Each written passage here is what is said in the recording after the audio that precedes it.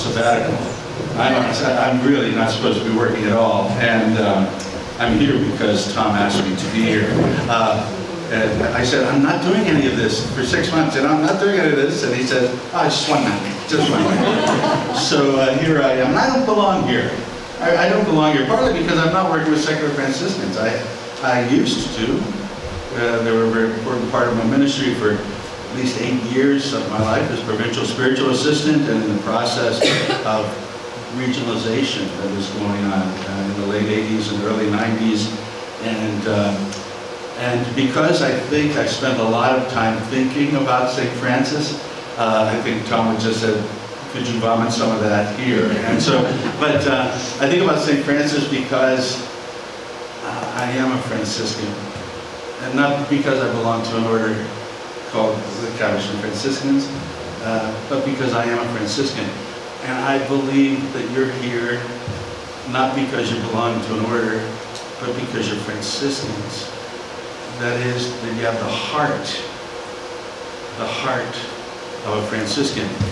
And that's what belongs in this room. That's what belongs in this room. I was thinking about belonging in the last number of weeks because in the Pittsburgh Diocese, where I'm living right now in these months, they're talking about these merging of parishes. Actually, it's not even merging of parishes, it's districting of churches, I think. Getting, the dream is to have a pastor and assistant priest for each district of parishes, right? So 2 priests, a number of parishes clustered together, and each of them is only allowed to have 3 masses on the weekend. So it's 6 masses for this cluster of churches, because they're trying to understand how we can best facilitate masses for these people and buildings. Anyway, but a lot of talk is going on in the Pittsburgh Diocese because people really don't know exactly what it's going to look like yet. This month it's going to be announced in 2 weeks what are the clusters, and then all of the priests will be reassigned in a massive realignment at the end of September? October. So a lot of difficulty. You have to understand that a lot of the people who are in these clusters have already been merged previously into one parish. There's a parish in Augustine, Jennifer's parish. 25 years since we merged. 25 years, okay. I still remember when they were initially merged 25 years ago. I was in Pittsburgh in an elevator in blacks, my black clerical clothes, and someone was saying to another, they were from the Polish parish in the area, and they said, those Capuchins just want our money. They're trying to put us all with the Capuchins so that the Capuchins will take their money, our money. And I'm thinking, gee, because you see, they belonged to the Polish parish. And now these Germans who wouldn't let the Polish in to begin with 100 years ago are now subsuming these other parishes. That was 25 years ago. And now the clusters are more. And people are supposed to belong now to a district. And I was thinking, you can't tell people what to belong to, can you? I mean, now you belong. I was given a retreat to some diocesan priests in New Orleans, and one of them said, when is there going to be a shortage of bishops? You know, just tell the Bishop of Boston. He can, you know, he's going to have to work it out with the Bishop of Hartford. You know, what the heck, you know? Just get together. You belong to both each other now. But there's never a shortage of bishops. But the parishes have to be clustered, and people have to belong to something they don't feel a part of. Huh? As a matter of fact, maybe that they don't even trust. Huh? How do you tell people to belong? There's something, I even like the symbol for belong. What is it? The symbol for belong is chains, right? Linked together. People who are linked together, they somehow are meant to be side by side. And somehow, people with a Franciscan heart belong together. Because we know we belong to this world. We belong to this world. The difficulty of this gathering to me is, in some ways, when we worked for regionalization, we worked not to have a gathering like this, it seems to me, man. I mean, God, I'm not sure.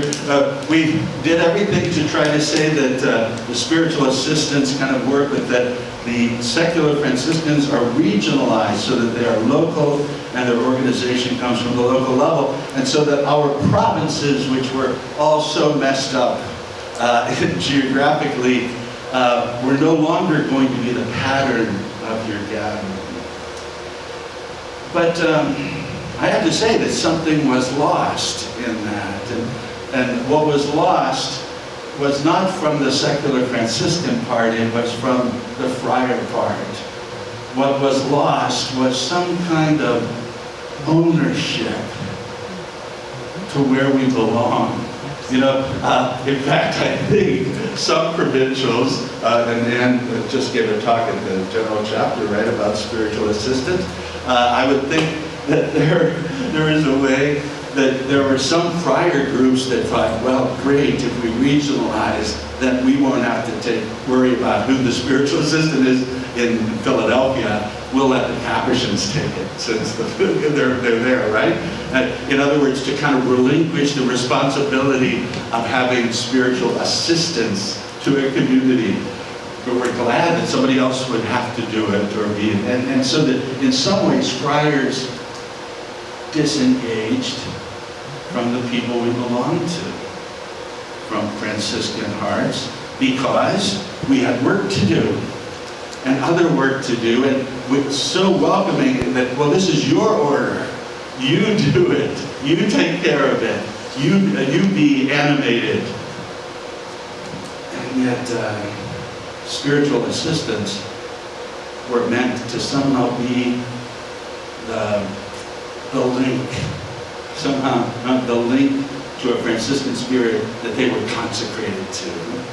I do make some, we were talking at the table last night, Frank, Kobe, thanks for all you've done to put this together. By the way, Frank was at dinner last night with Scott Seataller, you might know him, and we were talking about the future viability of secular Franciscans. And one of the things that really struck me is that there is something about the secular Franciscans where I try to always imagine them as though they are a bunch of religious with a religious aim. That is, we want them to be in fraternity, work together, have scheduled meetings, and still have a life, like a family and a job and all of these other things to do. And so that, like even when I hear that a bishop would like to have active lay people who are out there evangelizing, I'm thinking, you mean nuns, don't you? You want sisters. You want friars. You want people who are totally dedicated to the apostolate. But what about secular Franciscans who have families and jobs, and they're not supposed to be full-time people devoted to a certain work? They're supposed to be lovers in a family and lovers in their workplaces. They're seculars, right, in the world and part of it, and voting people. You're out there voting and working for the importance of the issues you feel involved in. But you're not religious sisters. You're not religious brothers. But your problems, I believe, are similar to our problems. That is, we have problems with lay people. We have problems with lay brothers. We have problems with lay sisters and vocations because it's hard to find what to do with lay people in the church. I think that's a problem. What do I mean? What I mean is that there's something about the lay person that is almost as though it's derivative. I like very much Jen and I were talking a few days ago, actually, Joe Dunn, God bless him. And we're talking about how in her work with the people who are challenged, physically challenged, and they stopped using the word inclusion. We should be an inclusive church, because inclusive somehow implies that there's someone doing the including, right? That we're here and then we're going to include other people. And that instead, beginning to use the word belonging, that we belong to one another. We're not including anyone. We belong. And I was thinking about that after that. I'm thinking that is a problem with lay friars. Because in the meantime, I've also had a dispute with Kip because I sent him something and he thought I was cutting down lay brothers. He's a lay brother. And one of the things is that what I was referring to, I've been working with dead people, a lot of our dead friars. That's what I've been doing for these months, is working on these guys who've been passed away and forgotten. And so just trying to get them all digitized so that friars will know that they were human beings, you know. Anyway, so there was a lay brother. There was a lay brother back in he died in 1943. And he wrote this because there were some priests in the order who were questioning whether we should have lay brothers at all. And kind of saying that the brothers weren't doing good work. But he writes a defense of this. This is back in 1936. And he says, let me begin by saying, when St. Francis founded the order, he founded it as a brotherhood. This brotherhood has existed for centuries. It's made up of priests and brothers. One of the important reasons for dissatisfaction among the brothers is the fact that they're not always treated as members of a family. What thoughts must be in the mind of a benefactor when this benefactor asks a brother how his Christmas gift tasted, only to find that the brother himself had that the gift of the brother never reached its destination. Now, what he's complaining about is the brothers would get gifts from lay people, but the priests would take it to the recreation room for the priests, and the brothers would never see it. Right? That's a class distinction back in the 30s and 40s. I even remember not so many years ago a young man who wanted to become a brother, but who, after seeing how a young priest treated the brother, he changed his mind. I even remember a case when the brothers were not so much considered as even members of the province. Some years ago, one of our magazines carried the notice that 6 young men made a profession in the Capuchin order. Those who were present at the profession mass remembered that there were 8, not 6. There were 8. But 2 were professed as lay brothers, and so not mentioned in the article. I only mention these facts to show that if the brothers asked to be considered as members of a family, they have reason for their request. Why? Because it was class. You see, it's as though the priests were the teachers, and they were in charge, and the lay brothers were there to serve them, but not full brothers, not members of the order. That's what he was. Of course, this is not this way anymore. You understand that? No? It's not this way anymore. But at one time, what the priest didn't see is something one of our generals said, that says, when I look for the vitality of the Capuchin order, he said, I look for the vitality of the lay brothers, because the lay brothers are the real brothers. The real brothers. And everything we do, if we're ordained priests, is a part of the brotherhood. I mean, Francis was not a priest. I think you know that. And so there were only lay people, and 1 or 2 priests in Francis's first community, because it's an order of brothers. How hard it is to be an order of equals, brothers and sisters, huh? Well, I get the same feeling sometimes when we're talking about lay people. Because as though we're talking about lay people, as though the priests have to figure out what to do with lay people in the church. Well, there is no church without lay people. I mean, the church is lay people. I mean, everybody at the Last Supper was a lay person. They were all lay people, right? Coming to work in God's vineyard. And so, whenever the ordination happened, we're not sure. But I'll tell you one thing. It all started with lay people. And lay people are the church. We don't have to include them. We have to recognize that we're one of them. That's why I believe that somehow that sense of belonging comes in a Franciscan world, because we know who we are and who we belong to. And that belonging comes from our identity in Christ Jesus. I heard a definition one time, and it came out actually from these things I was reading these days, but men and women touched by the goodness of God and moved by the compassion of the passion of Christ, bond together to build a more fraternal and evangelical world, right? Knowing the goodness of God, moved by the compassion in Jesus' passion, we go out to build a more fraternal and evangelical world. One of the friars I work with a lot, a guy named Father Andre Serino. I don't know if anyone knows Andre Serino.